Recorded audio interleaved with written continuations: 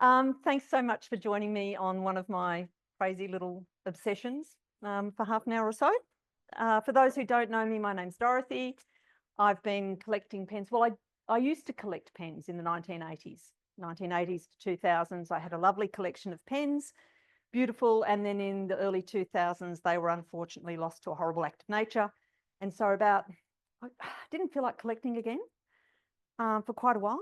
So about 2017 or so, I started accumulating pens. And I won't say I collect anymore. I just accumulate a massive range of different sorts of pens. So that's my sort of backstory. And part of what I do is I like to make my own pens too, just for me, never for sale. They're not good. They're really bad, just saying. But what you'll get to see tonight is someone who enjoys making pens. And my great love that I really enjoyed, of course, was Maki-e Urushi. And so Max roped me in last week to say, let's do Maki-e Urushi tonight. So if you enjoy tonight, please thank Max. And if you don't enjoy tonight, please tell Max. Yay, Max. I know some of you have had Maki-e Urushi pens in the past, or maybe still do. Does anybody else here do any DIY? No? Good. Okay, good. So there'll be some interesting new stuff for some of you at least. So that's fantastic. I'll start with the basics. I'm going to race through a little bit because Max said half an hour. No, you said half an hour's good. So I will race through, but stop me if you think I'm saying anything inaccurately, if you think you can add to the conversation, if you need to educate me because we're all on a learning curve, or ask a question. Zoom too, Kevin will take your questions. So we will start with, what is Urushi? We'll start with the basics for those who might not know a lot. I'll go through that pretty quickly and we'll go on. Urushi is a tree, the Urushi tree, and it's grown through China, the East Himalayas, through Japan, anywhere where there's a warm monsoony sort of climate. And it's part of the poison oak or poison ivy genus. So it's very, very allergic for some people. The raw sap for some people causes a poison ivy kind of burning, itch, blistering, and they can end up in hospital. And for some lucky people, it causes no issue at all. I'm allergic to everything under the sun. My husband's never been able to buy me chocolates or flowers, so only pens. Oh, but I'm not allergic to Urushi, which is amazing. So it's very easy for me. The quality of the sap that comes out of the Urushi tree, it's not about specifically where it's grown, though some regions might have a slightly better quality than the others. And the quality is about the amount of urushiol, which is the active chemical in that Urushi sap.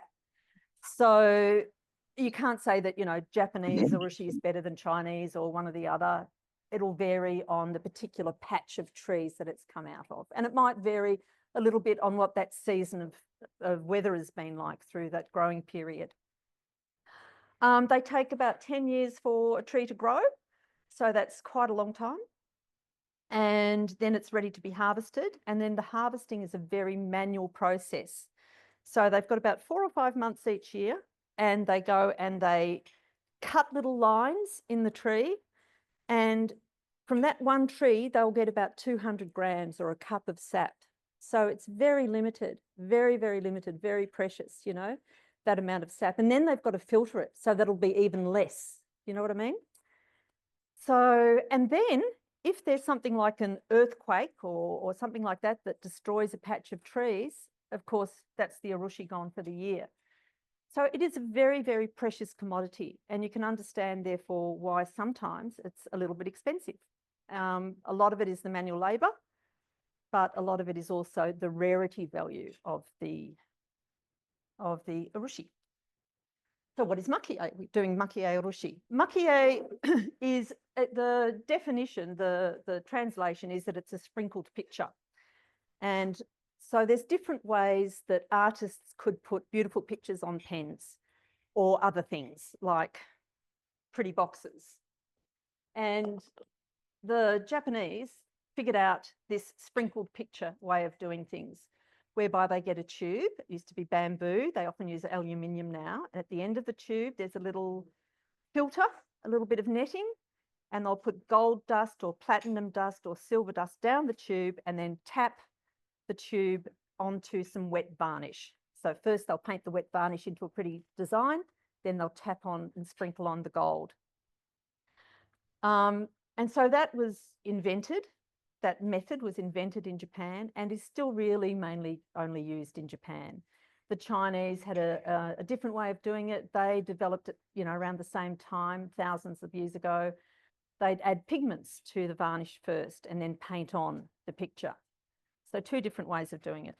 I think nowadays, oftentimes when you're looking online, you'll see pen companies refer to their pens as Maki-e or Urushi, and they might just mean it's got a pretty picture on it and we put some sort of coating on top. And I'll show you some examples of that later. So it's really important to have the understanding and the differentiation between a great artist doing a very specialized form of painting and a beautiful, special resin as compared to something a little less. Bit of history. I love this sheath. This katana, just for you, Carson, is from the 1600s. And I think it's just beautiful and still fully intact. So Urushi's been used for about 10,000 years. And they know this, they first found it on threads coated with Urushi to make them stronger. And they would particularly use it for arrows and arrowheads. And so they'd attach the arrowhead to the shaft using Urushi, and they'd wrap it round and make it really a strong adhesion there. And then they realised that if they coated the entire arrowhead with the Urushi, they'd get a really strong arrowhead as well. So before you knew it, the Japanese had these fantastically strong arrows. And I don't know, they might have had that in China and so forth as well in the other countries that used Urushi. But isn't that incredible that, they found that so long ago and there's still evidence of that. It's still so strong that that's still there and, we can still see it. For Maki-e, that really started in about 800 AD. So that's been around for, I don't know, how many, 2,000 years almost? I don't know, long time.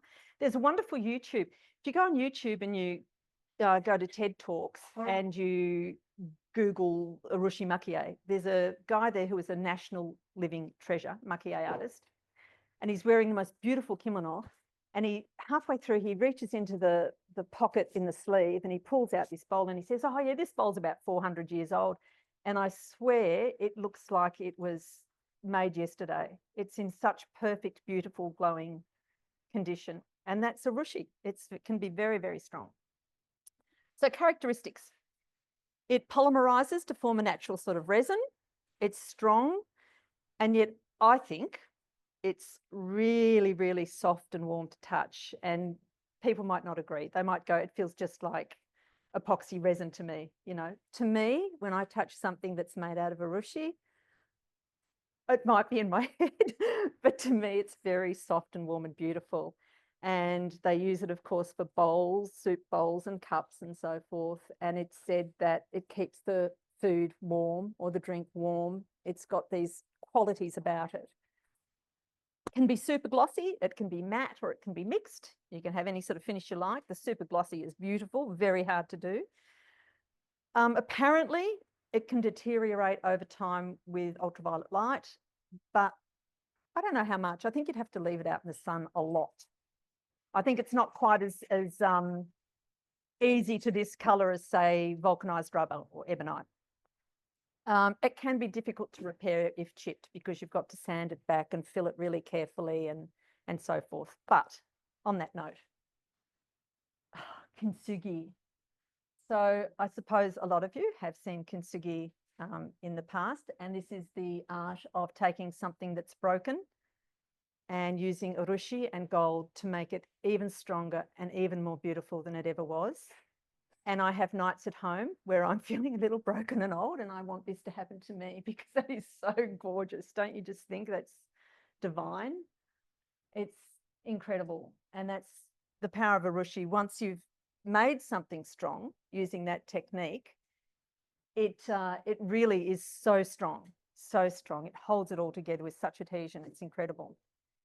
So back to pens, talking about fixing old broken things. The history, we will stay with Japanese because it's Maki-e, and also because Pilot has a fantastic history of how this all sort of happened for pens. So the first picture up on your top left, and if I can do this, I'll do it. If I can't, I won't. No, okay. Top left, you'll see the brown ebonite pen. So in about the early 1900s, pens around the world were being made out of vulcanized rubber, which many people call ebonite. That's the trademark name, but we'll call it ebonite for ease of purpose. So many companies were making this and they were great. They were really functional and everybody was so excited. All the manufacturers were excited that they were making fantastic pens that could hold their own ink. And this was a big thing. So great.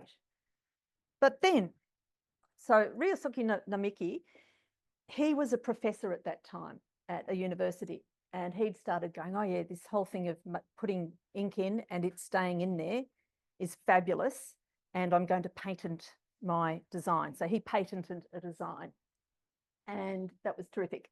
About 1925, he thought, but hang on, they're going ugly now. They're brown and ugly. And Japanese people, I think in particular, value, or some cultures value beautiful everyday things.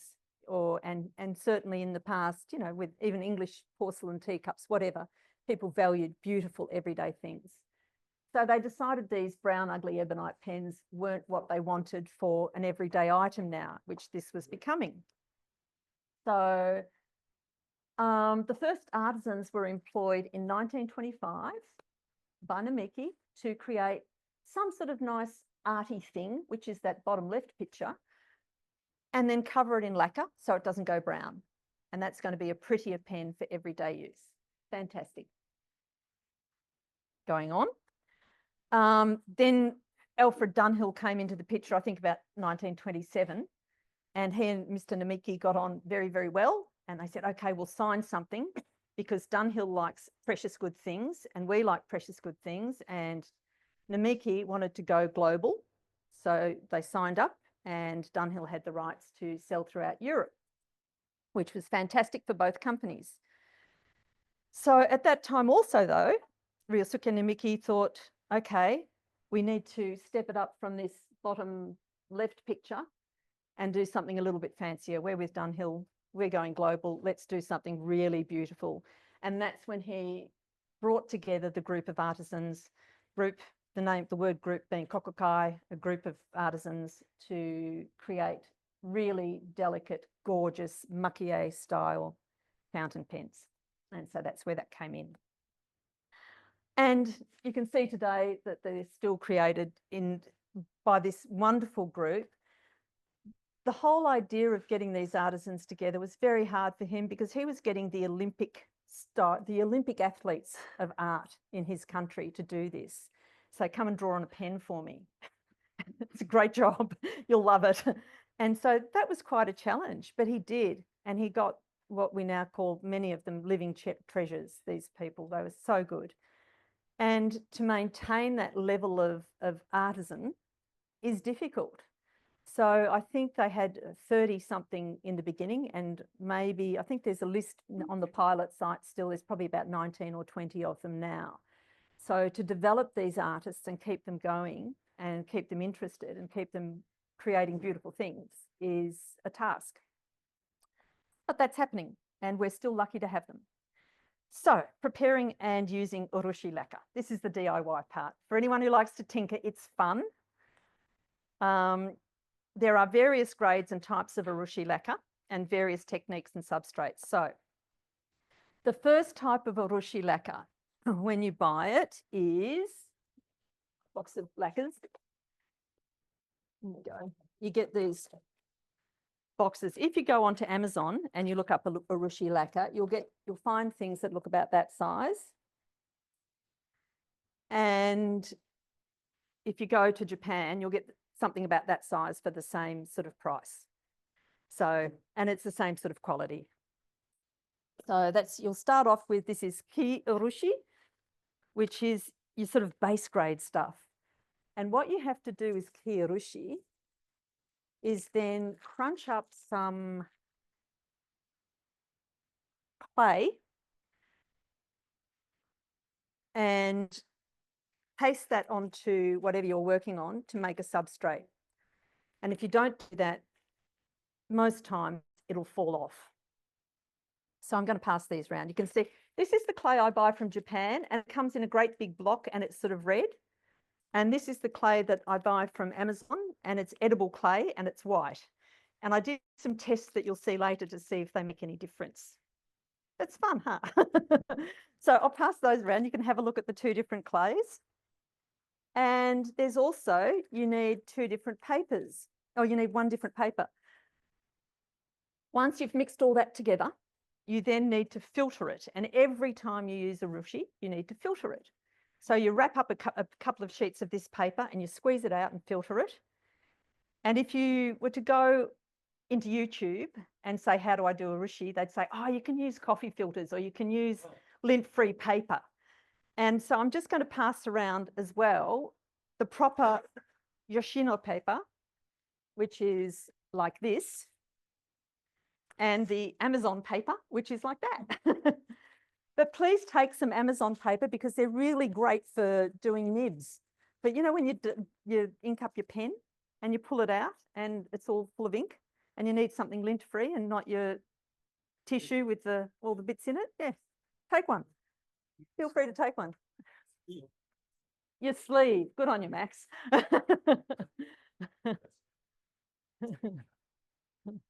So, okay. Once you've put on your base layer, you put on, oh, hang on. That's what it looks like when it's had a base layer put on it. There you go. So yeah, pass it round.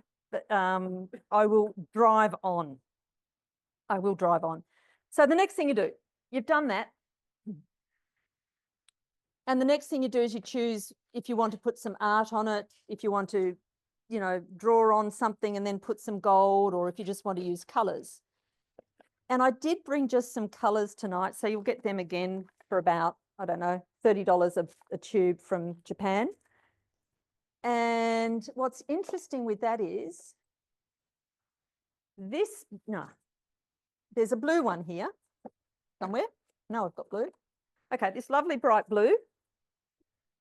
Fantastic looking blue. And I was going to make this for someone, but I needed to do it in a hurry. So I ramped up my curing process, and this is the British Racing Green that I got out of it. So yeah, there you go. You've got to be careful with your colours.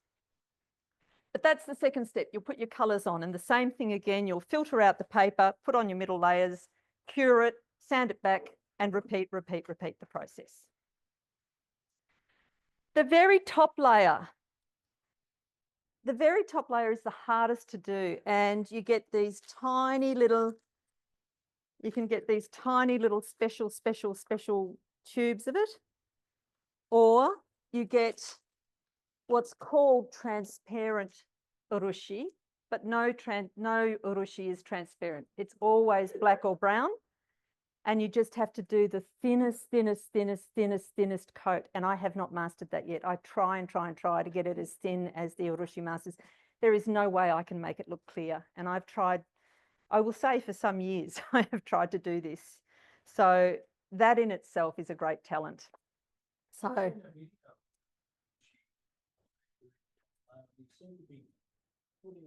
and wiping it off. Yeah, I do that. I'll pass around my sample of me doing that right now there. Thank you, Michael. Yeah, it doesn't work for me. I've tried, you know, it's, yeah, I'm getting there. I've still got to sand that one back a bit more and try it again. Okay. And then at the very end, there is the polishing method. In Japan, they still use often charcoal, or a very fine sort of gold powder, and just their hand, the sweat of their hand, to finally polish. Like I use Maguire's car polish, which works. It works, or plastic polish. But yeah, the charcoal is difficult. You can use whetstones and things like that. But so you've got to sand it back very fine. And the powder that they use is super expensive. So I do this just for me. I'm not investing in that. Design process, they might draw it on, they might trace it on, they might transfer, they might inlay like the shell one I've got going around, dust it on. You cure it, you sand it, you polish it, you cure it, you sand it, you polish it, you cure it, sand it, polish it, layer upon layer upon layer. And then the final finish, as I said, very demanding standards. I have no idea how large companies produce what they do. The curing urushi, something to say about that. It's called a muro or a furo, which means bathroom because it's humid. In Japan, they ideally use cedar cabinets because they don't get moldy. So that's great. And generally 70 to 80% humidity, 25 degrees Celsius. And you can change those ratios to make it go faster or slower, depending what you want. So for instance, my blue one, I'm going to have to do that very slowly. I wanted it done in a day. So I'm really going to have to drop the humidity and the temperature a bit. There we go. And here's my DIY. Here's all the stuff. So you've seen the paper and the clay, nitrile gloves that I don't need. There's some turpentine there for cleaning up, but really olive oil cleans up beautifully. Olive oil is the most natural and best way to get it off your hands and things. And you can use, I use the turpentine for thinning because I've tried different oils and every time I try, I fail terribly. So I've been using turpentine for thinning, but I'll get there. Yes, mineral turpentine, yeah.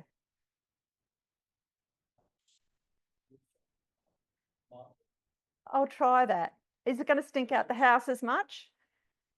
Okay, so husband loves me still after 30 years. We're keeping that going, Michael. It's ah, I might try it. I might try it on days when husband's out at work for the day. Yeah, yeah, yeah.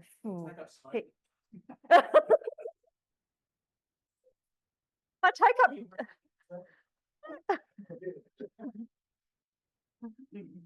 for the Zoomers, I'm being told to take up smoking. Can I take up drinking and gambling as well? Okay. All right, so there's all the things. Just notice there on the screen, these blue pens here. I just want you to notice those for a minute. So this is how they start out. These are my resin pens. They're coming down now, Michael. They start out like this. They come out of the cast. I pour some resin in there. They start out like that. Then I might file them back a bit. And then I'll do my Kiyorushi thing, right? And then, where are they? Where are you, you little tricksters? Probably under here. Yes, you are. There you go. Eventually they end up like that. Michael wants to see my bad pens. All right. I've put my primer layer on. These, when I was saying before that I tested between the edible clay and the red clay, I wanted to see, will it make any difference to the final colour once I've put that base colour on, all right? That was my plan. I thought I might get a lighter colour. With the Kiyorushi, the very basic, that one, yeah. So, and a bit of mineral turpentine. Okay, so I thought I'll mix these together and maybe one of them will be a lot lighter. I want to keep it as light as I can. Well, I put them in there's my muro, it's a cardboard box. And there they are. That's another set actually that kind of worked a bit better. There's some nice, I actually did some art on these, but they're in another country with a friend at the moment. I gave them a traveling pen. But so there we go. I'm going, all right, things are going well. And then I realized hazards, okay? I've got my base layer on. It's got to be a lint-free environment, clean room. Thank you. He's just figured out that he has hands right at this point in time. He's gone, I have hands, that's a door and there's a box. What am I meant to do, you know? So yeah, not so lint-free anymore. So that was the start of this disastrous session that I had. And then came all the pens that I'd tried the two different colours with. And can you see all those beautiful blue pens I'm passing around? They all turned this brown colour. And that was simply because I'd done too thick a layer, really. That was the big thing. It does go brown anyway, but I had done too thick a layer. And if I'd been more careful, I could have got a really different result. So there's such a learning curve. All right. Some types of Maki-e. Back to Maki-e. There's about 10 different types of Maki-e Urushi or of Urushi pens that you might see on the market. The first, I won't say most basic, but the first, what seems to be the most simple one is Hira. And that's just a very flat design. So they paint on a design. This is the beautiful Mount Fuji with the wave. This is such a pretty pen. I think Fig Boot did a thing on this. He's got one. So very, very lovely flat design, nice flat feeling, and beautiful clean colours. The next is Tokudashi Taka. And so the Taka is probably the first part that they do. You can see there's some frogs there. This pen's incredible. There's frogs there and they've done layer upon layer upon layer to build up the frogs so that it's three-dimensional. And beneath that, just underneath the frogs, you might be able to see it. They've got some radon, some little bits of shell that they've put in there like water. So you've got the water below, this built up frog on top, and you've got the gold leaves that have been sprinkled, and you've got all of this dimension going on. So that's the Taka part, and the Tokudashi is once they've done all that, they put on black layers and they just sand them back, sand them back, sand them back, sand them back, and then you get this beautiful, rich, dimensional product. Incredible. And this is my favorite because it's got a cat. Though he's out of favor at the moment. Could you guess? Oh.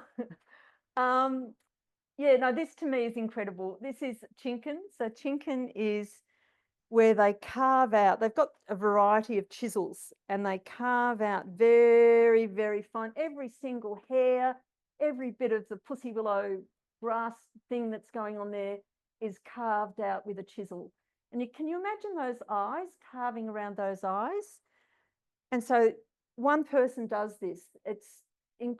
They go, the hours it takes. And can you imagine getting to the last, at the eye and you're putting in your last little bit of thing and or earthquake or something. And, it just, how frustrating. The pen would then be completely unusable. You can't fix that. So to me, this is the top of artistry, and I love this, and I would like to get some sort of feline, big or small, in Chinken again at some point in my life. And then Raden. So the love of my life pen I have with me. So this is, you've all seen my bad Raden. So now I'll pass around my good Raden. And this is thanks to Hawk and Kylie. I did pay for it, but the buying experience was part of what makes this pen so beautiful to me. I love this pen. It's so versatile. It's a vanishing point like the orange one that we passed around earlier. And I think it's so beautiful. It's where form and function meet perfectly. So you can have a play with that. That's got a gold, 18 karat gold in medium. You can have a little write. And this is where you put down a layer of urushi. You lay on some mother of pearl. And I'm just going to pass that around too so you can see how thin it is. So I get sheets sent to me like this and cut them up. And of course, in transit, they might break, in which case you need to crush that up and use that as something else or cut it into shapes or whatever. So, but you can pass around and play with how thin they are. And you lay them on. Yeah, that's that one. Yeah. Sorry? You've never been tempted to get an abalone shell? I have. I've done it, and it's just too thick for me to. I nearly brought tonight, but I'm showing so much stuff. My husband plays guitar, and so I bought some inlays. He's building his own at the moment, and he's a bit proud of himself. 64, he's finally got round to it. And so I thought I'll buy the inlays and I'll do that for him. He said, "Oh no, I like the round ones." So I had these big, heavy, oblong things. And so I thought, okay, I'll use them for my pens. So I can't saw them back. I've tried wetting it. I've tried, nah, too hard. Making plectrums. He says he's given up on plectrums. I thought that. He's no longer into plectrums. How dare he? All right, still Maki-e, but not Urushi. So I'm still Urushi, but not a not Maki-e. So these are some pens that are on the market at the moment. And just a few things. It's really hard, isn't it, online at the moment to buy anything new. I don't know about you, but I wait for like the pen show so I can see things, hold things, touch things again, and unless you're going overseas or whatever. But the real differences, some for me, brass body, ebonite body. This is tanamuri. So aka tanamuri is where there's two colours. You've got the darker red and the lighter red, and there's all different sorts of tanamuri where there's different two colours. Pardon? And drawings. And drawings, yes. Yeah, yeah, it's so hard. It's so hard to see. So anyway, I just thought I'd put those through. A little bit on pricing. I've been, as I said, I started collecting again, or I started acquiring pens. I won't say collecting because I don't have a collection of something. But I started choosing some pens I wanted to have again, 2017. And it took Hawke saying, there's this Raden thing, for me to think, okay, I'm ready to start maybe really looking at buying myself a really nice Maki-e Urushi pen again. And so I started looking at pricing. At the moment, where I think in this really incredible point in time, where Urushi is still available and there are artisans still available, this I think to me, this might be the next sort of celluloid or something which becomes unavailable over time. There's a rarity factor, I think, potentially for me in that. B, the Japanese dollar is quite low at the moment. Yeah, so in compared to the US dollar. And C, we get a much better deal than the USA on these things. Can you believe it? I know. How often does that happen? I'm amazed. So I just thought I'd share that with you if anyone's interested. I think it's incredible. All right, let's pass around some other varieties. So this is your platinum, your preppy. And I love this. I have this in my car, Max. And little plastic pen, and this has been screen printed on. Okay, so it's screen printed on and doesn't seem to have much of a cover, but they've used an adhesive and they've screen printed on. No Urushi on top, so we'll pass that one around. But they're fun. And I like my preppy, it works right out of the box. Then on eBay, I started looking and I saw these things and I thought, there is no way that this pen is Maki-e Urushi for 165 bucks. It's not possible. So, and that's one thing where I think maybe the seller's not being dishonest, maybe they just don't know the difference, or maybe that's what they've been told by someone, that that's what your pen is, and so that's what they're putting it up as. And so I think something similar happened with Kevin at Fountain Pen Revolution. I buy a lot of his nibs. I love his nibs, have a lot of fun with them. And I bought this pen for tonight knowing that this is not a Maki-e Urushi pen.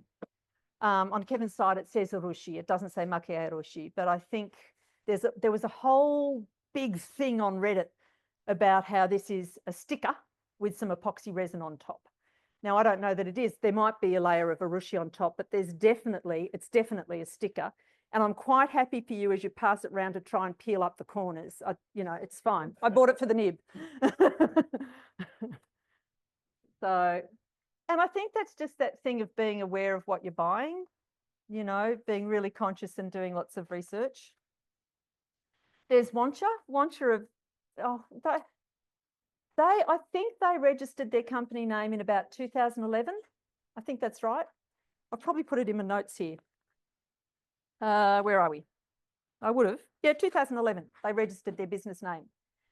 And Wancha, the company, wasn't making pens. They went to another Japanese company who knew what they were doing with Maki-e Urushi. So yeah, so Wancha, they haven't been around that long, I suppose is what I'm saying. They don't have the history of, say, Pilot that's been going since, 1909, essentially. But they're getting better and better and better. And there's a lot of companies that are doing this now and coming on the Urushi bandwagon, new companies that don't perhaps have the experience behind them. So the quality is variable, I'd want to say. It's very variable. So Wanch's prices have been going up every year quite a bit, I've noticed, because I have been looking over the last few years. Do they hack a lot of Sailor products?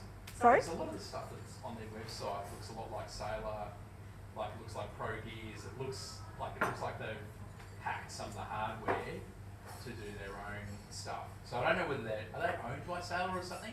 No, they're not. No, they were. You know, when I first started researching Wancha, and this was some years ago, I was getting all sorts of different information because, you know, you're looking online to research and they were saying, oh, it's a Korean company, it's a this company, it's from Taiwan, it's whatever. Nobody seemed to be able to pinpoint where it was from. They've got a registered business in Japan now. So I don't know where they came from, but I don't think they're owned by another company. But I think they are heavily inspired. Their artistic design is heavily inspired. Yeah. Or maybe they've started, maybe Sailor's selling stuff to them. I don't know. Yeah, yeah. You know your stuff. Yeah. So it's very interesting, but I think it is still a growing company, and there's a lot of companies now that are going, this is the new bandwagon, this is the new celluloid, you know, this is the new area of interest that we can still get into and that there's still a market for it, and it's a high ticket price, you know, so there's that. But then you get your pilots, which are just, to me, they've got the experience, they've got the beauty, and it's just a matter of waiting until there's the design that you want, you know, and that's the hard part for me because the designs are so different.